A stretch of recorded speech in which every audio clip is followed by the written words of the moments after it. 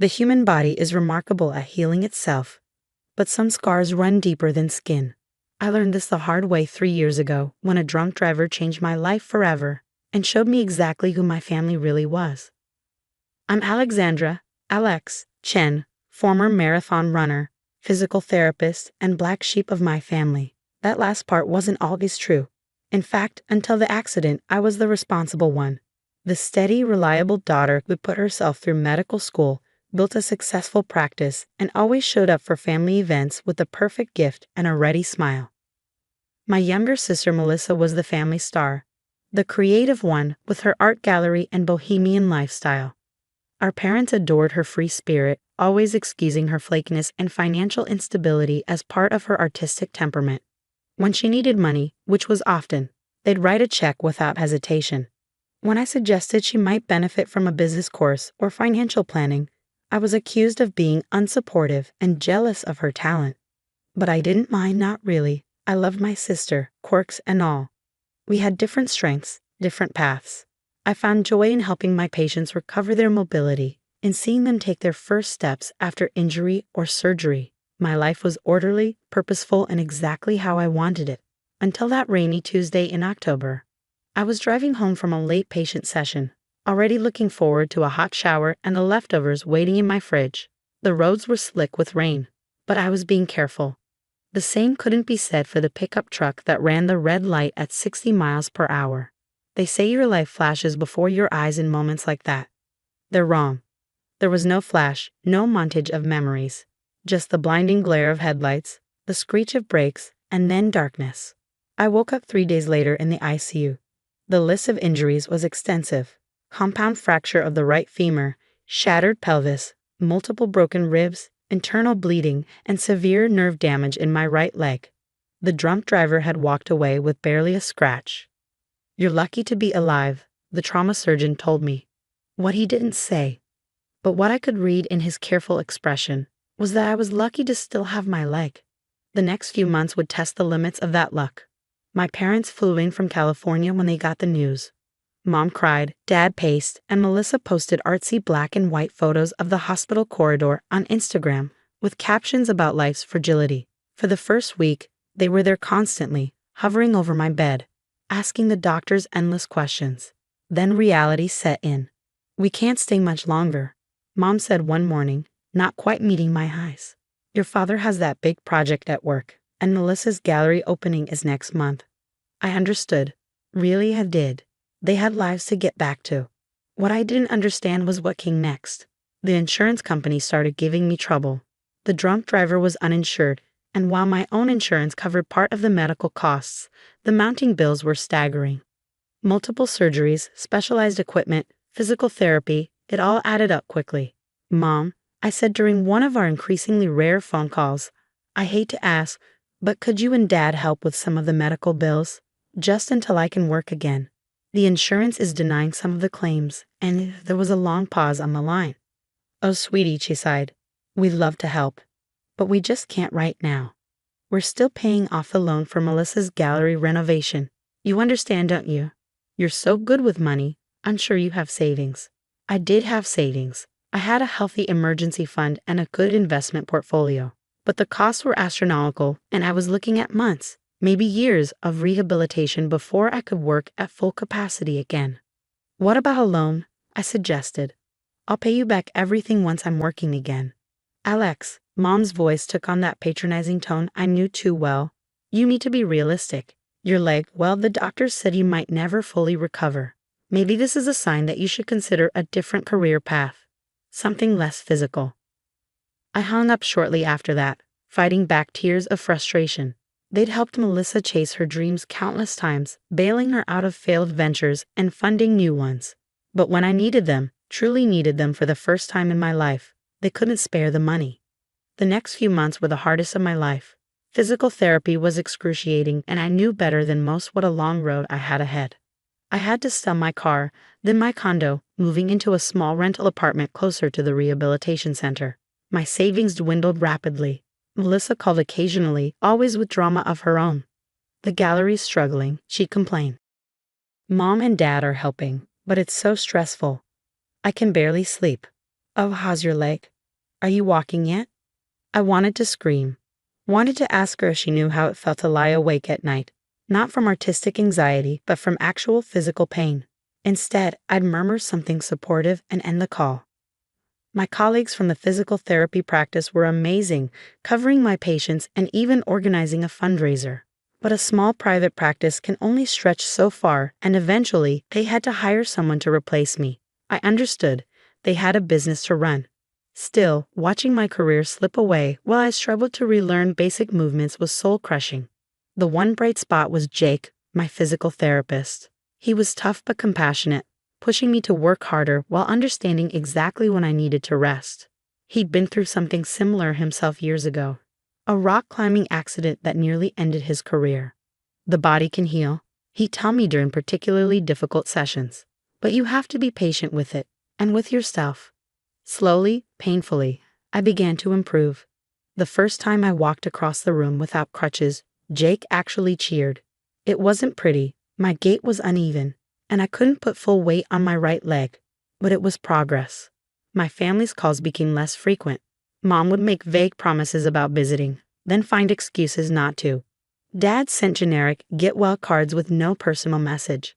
Melissa was too busy with her gallery to call at all.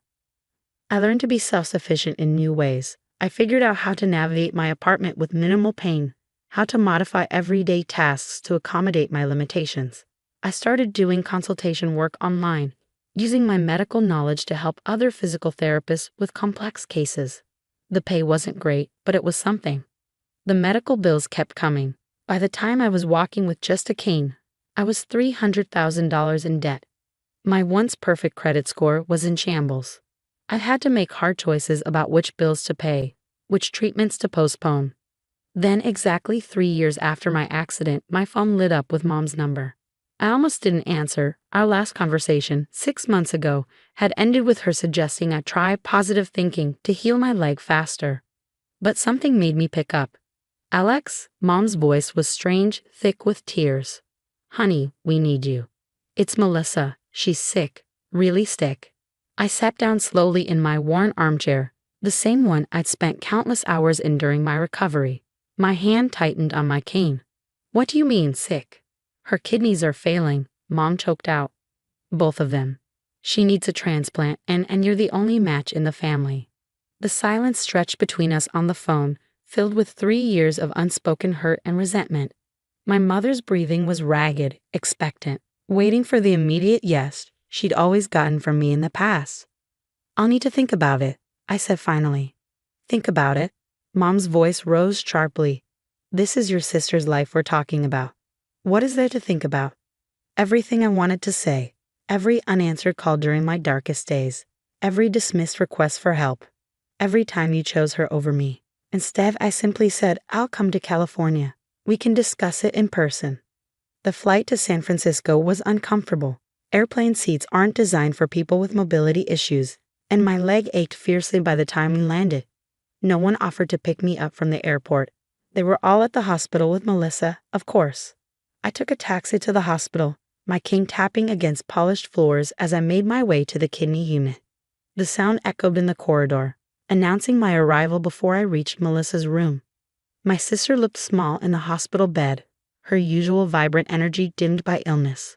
Mom and Dad hovered nearby, both looking older than I remembered.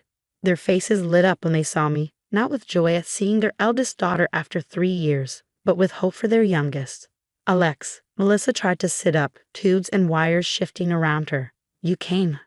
Of course I came. I stayed in the doorway, taking in the scene. The room was filled with flowers, cards, and artwork from her gallery friends. A "Get Well Soon" banner stretched across one wall, hand-painted in cheerful colors. Mom stepped forward, arms outstretched, but stopped when she saw my expression. "The doctors want to run some tests," she said instead, "to confirm the match. They can do it today if you're ready." "Before any tests," I said, pulling a thick folder from my bag, "we need to talk." I sat down in the visitor's chair, my leg grateful for the rest. The folder was heavy with medical bills, insurance denials, and bank statements, a paper trail of my own medical nightmare. "What's that?" Dad asked, frowning. "This," I said, opening the folder, is $300,000 in medical debt. My medical debt. From when I needed my family's help and no one was there. The room went very quiet. Melissa's heart monitor beeped steadily in the background. That was different, Mom started, but I cut her off. Different how? Because it was me. Because I was supposed to be the strong one, the responsible one, the one who never needed help. My voice was calm, controlled. I'd rehearsed this speech countless times in my head. But this is life or death. Dad protested. So was my accident, I replied. Did you know I almost lost my leg? That I had to sell everything I owned to pay for surgeries? That I spent months learning to walk again, alone, while you were busy funding Melissa's latest gallery renovation? Melissa started crying softly. Mom looked stricken. Dad just stared at the floor. I'm not here to punish anyone, I continued, my voice softening. I'm here because despite everything, Melissa is my sister and I love her. But before we discuss organ donation, we need to address the past 3 years. What followed was the longest, most honest conversation our family had ever had. Years of favoritism, resentment, and unspoken hurt poured out. Mom cried when I described selling my condo, my voice breaking as I talked about packing up my life one-handed while still learning to manage crutches. Why didn't you tell us how bad it was? She whispered. I did, I said simply. You didn't want to hear it. The truth hung heavy in the air between us.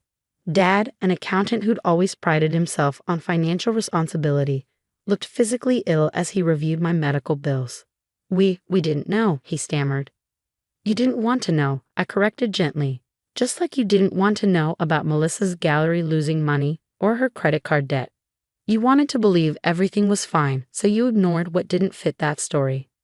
Melissa reached for my hand. Her fingers were cold. I'm so sorry, Alex. I was selfish, wrapped up in my own problems. When Mom and Dad said you were doing fine, I'm sorry too, I squeezed her hand. I should have pushed harder, made you all understand. Instead, I retreated. We all played our parts in this. Jake, my physical therapist, had helped me understand this during our sessions. How families fall into patterns, playing assigned roles until crisis forces them to change or break apart. The next few hours were intense. Dad made calls to his financial advisor, looking into options for helping with my medical debt. Mom alternated between tears and detailed questions about my recovery, really listening this time. Finally, I turned to Melissa. I'll get tested, I said. If I'm a match, I'll donate my kidney. The relief in the room was palpable, but I held up my hand. With conditions. First, Mom and Dad take over my medical debt. All of it. I know they can afford it, and it's no more than they've given you over the years, Melissa. Dad nodded immediately. Mom was already pulling out her phone, probably to call their bank. Second, I continued, we all get counseling, family therapy, no more sweeping things under the rug. Anything else? Melissa asked, trying to smile through her tears. Yes, I said. After the surgery, you're coming to stay with me during recovery. Both of us will need help. And it's time we learned to be real sisters again. The testing confirmed I was a match. The surgery was scheduled for the following week. In the days between, my parents paid off my medical debt entirely. The relief of being free from that burden was overwhelming. The transplant surgery went smoothly. Waking up minus a kidney was strange, but watching color return to Melissa's cheeks made it worthwhile. True to her word, she moved in with me during our recovery. Those weeks of shared healing changed us both. Between bouts of pain and medication schedules, we talked, really talked, about art and medicine, about our parents, about the people we'd become and the sisters we wanted to be. Our parents visited regularly, finally seeing my small apartment, my modified furniture, the daily reality of my ongoing recovery. Mom cried when she saw the grab bars in my shower, installed after I'd fallen once too often. Dad quietly arranged for better medical coverage for both his daughters. A year has passed since the transplant. My physical therapy practice is reopening with modifications. I can't handle the same patient load I used to, but my experience has made me a better therapist.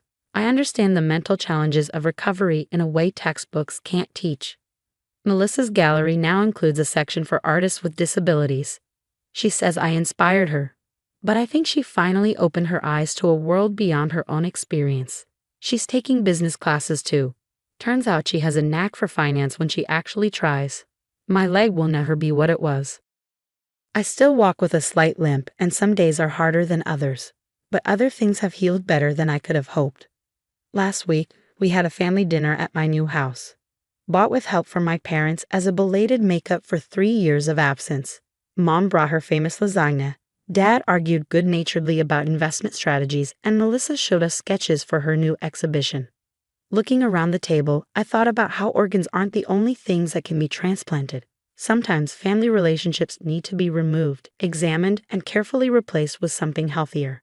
Jake stopped by for dessert. He's more than my physical therapist now. But that's a different story. Watching him chat with my family, seeing the easy acceptance where there used to be judgment, I realized something important. Sometimes it takes a crisis to break down walls we didn't even know we'd built. Sometimes healing comes in unexpected ways. And sometimes giving a piece of yourself away can make you more whole than you've ever been. The scars on my leg remind me of what I lost in that accident. The scar on my abdomen reminds me of what I gained by forgiving. Both tell the story of how our family finally learned that true strength isn't about never needing help. It's about being brave enough to ask for it, and wise enough to give it when asked. Melissa's kidney functions perfectly now, but more importantly, so does our family.